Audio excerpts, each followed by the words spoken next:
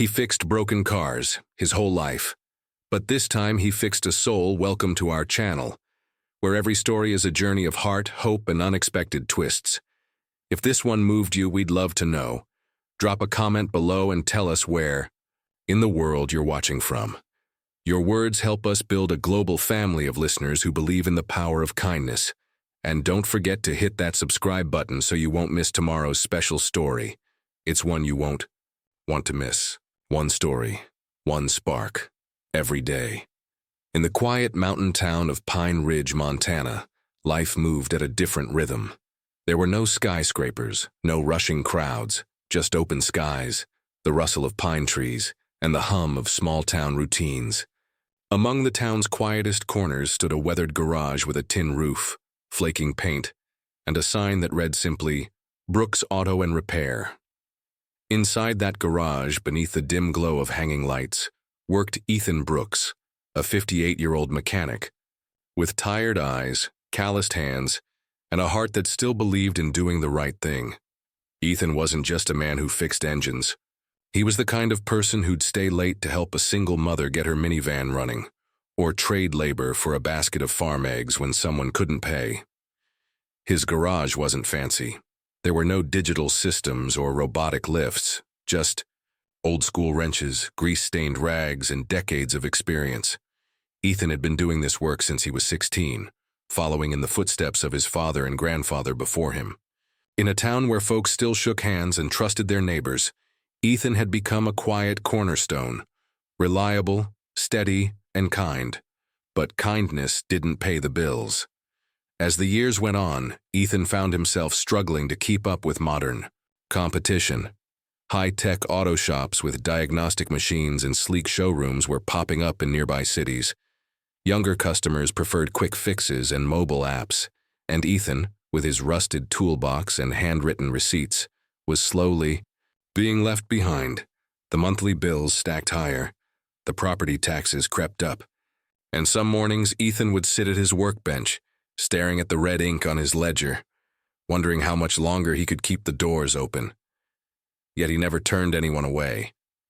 If someone needed help, he helped, even when it cost him.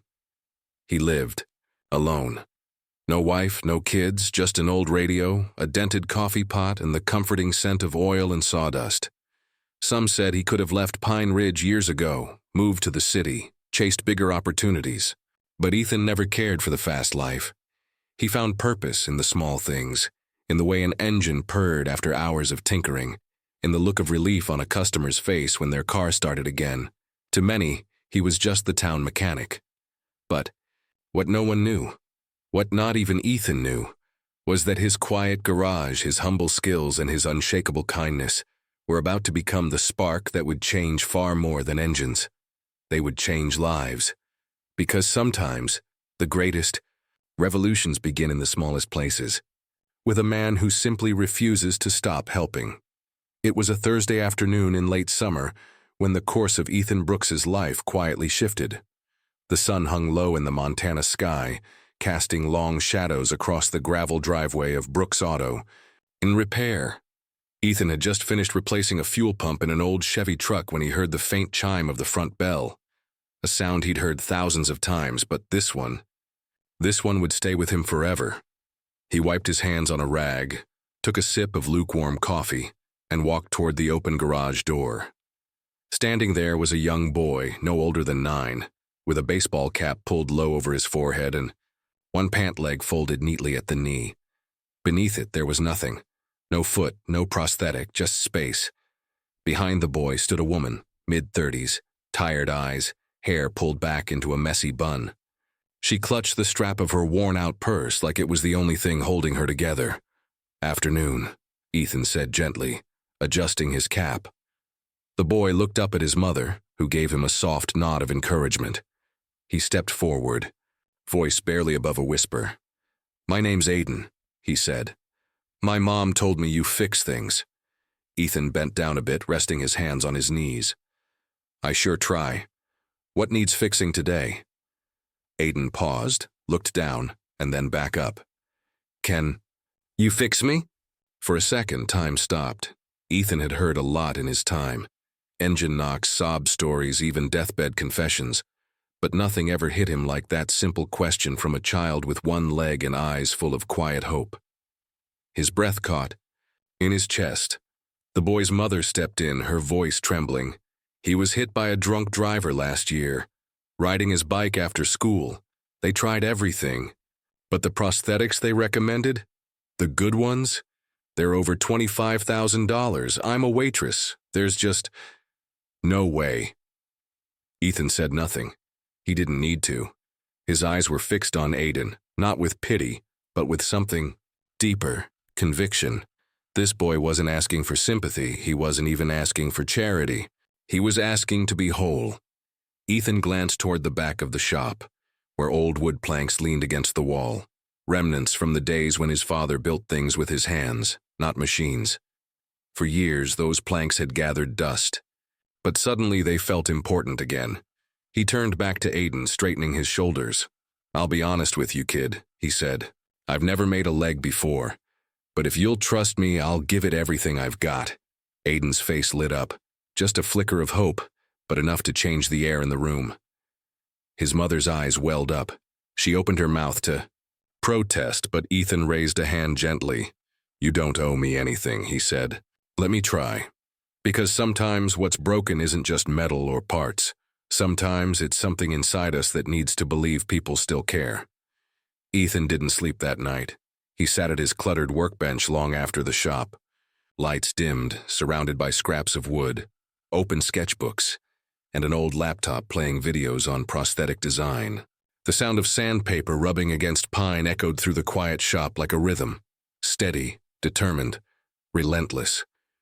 He hadn't built something from scratch in years, not like this.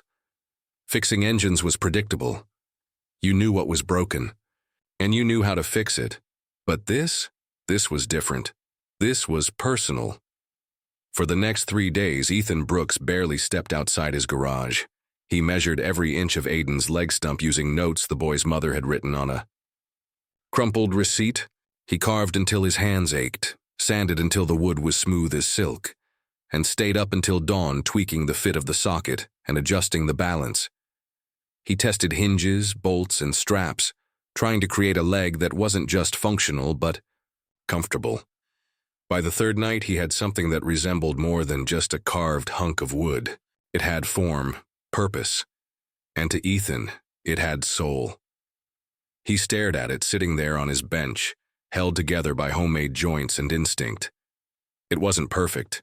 It didn't look like something from a medical catalog, but it was strong, solid, honest. The next morning, the bell above the garage door rang again. Aiden stood there wearing the same baseball cap, this time hiding a shy grin. His mom was behind him, her eyes full of cautious hope. Ethan didn't say a word.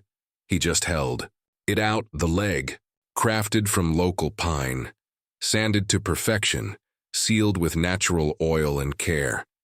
"You really made this?" Aiden whispered, eyes wide. Ethan nodded. "Only one way to find out if it works." With the quiet focus of a kid who'd been through more than most adults, Aiden sat on the stool. His mother helped him strap it on while Ethan made the final adjustments. Then he stood. For a long second, no one breathed. Then Aiden took one small step, and another. It doesn't hurt," he said, his voice trembling. Ethan smiled, arms crossed, heart pounding. "That's the idea." Aiden took a third step. Then he laughed, a loud, full-bellied laugh, and started running. Across the garage, through the dust, his new leg thumping lightly against the concrete. His mother covered her mouth. Tears streamed down her cheeks as she watched her son, her boy who hadn't walked in over a year, move with freedom again. Aiden turned back, breathing hard, eyes glowing. "It works," he grinned. And for the first time in what felt like forever, Ethan Brooks didn't feel like just a mechanic. He felt like a builder, a healer. A man who had taken a piece of pine wood, a bit of faith, and a child's courage, and turned it into hope. But what none of them knew was that someone else had seen everything, and change once again was already on its way. Ethan thought that would be the end of it. After Aiden ran across his garage with that homemade leg, laughing, free, unburdened, Ethan felt something shift inside him. Not just pride, but peace. He figured the world would go quiet again, that life would settle back into its slow, familiar rhythm. But fate had other plans. 3 days later, just after sunrise, the soft hum of engines broke the silence of Pine Ridge. Ethan was nursing his second cup of black coffee when he heard them. 4 deep, powerful engines rolling up his gravel driveway like they owned the place. He stepped outside, blinking against the morning sun, and stopped cold. 4 black SUVs, government-looking, clean, polished, not a speck of dust on them. They looked like they belonged outside a federal building, not in front of a rusted auto shop in Montana. The driver's side door of the lead vehicle opened, and out stepped a man in a perfectly tailored navy suit, silver hair, crisp white shirt, calm, composed, with the kind of posture that said he hadn't turned a wrench in his life. He walked straight toward Ethan and extended his hand. "Mr. Brooks?" The man said, voice smooth but firm. "My name's Jonathan Reed. I'm the CEO of Nova Motion, a biomedical engineering firm based out of Boston." Ethan shook his hand, confused. "You've definitely taken a wrong turn somewhere." Jonathan, mild, unfazed. "No, sir. I'm exactly where I need to be." He motioned to one of his associates, who stepped forward and handed Ethan a sleek black folder. "We heard about what you did," Jonathan continued. "The leg you built for Aiden. No machines, no labs, just instinct and skill.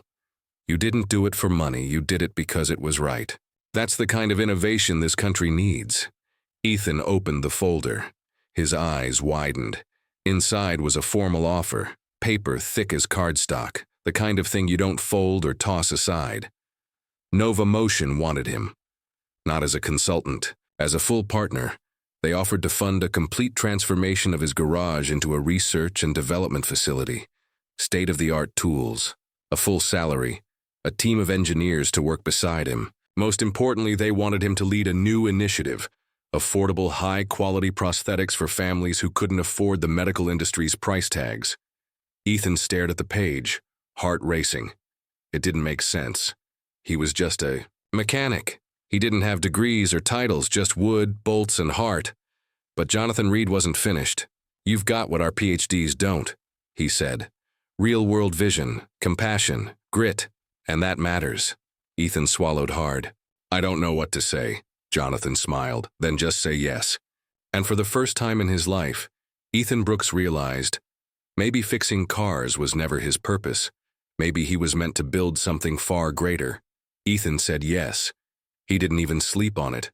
After Jonathan Reed left, after the black SUVs disappeared down the dirt road, Ethan stood in his garage for a long time, staring at the folder, at the offer that felt too big for his calloused hands.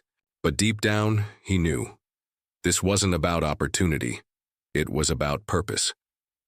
Within weeks, the transformation began. The old garage, once filled with rusted tools, oil-stained rags, and creaky floorboards, was rebuilt from the ground up, polished. Concrete replaced cracked cement.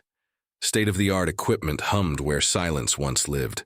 Engineers and medical designers arrived from cities Ethan had never even visited, setting up stations beside the very workbench where Aiden's wooden leg had been born. But what mattered most? Ethan was still Ethan. He still wore the same work boots, still drank cheap black coffee from a chipped mug, still showed up before sunrise and stayed late after everyone else had gone home. The only difference now, he wasn't just fixing engines. He was changing lives. Word spread quickly. Families from across the country started writing in. Mothers of children who'd lost limbs, veterans who couldn't afford high-end prosthetics, small-town clinics desperate for affordable solutions. And every time Ethan opened another letter, another email, another photo of a kid with one sock pulled over an empty space where a leg should be, he didn't see pity. He saw potential.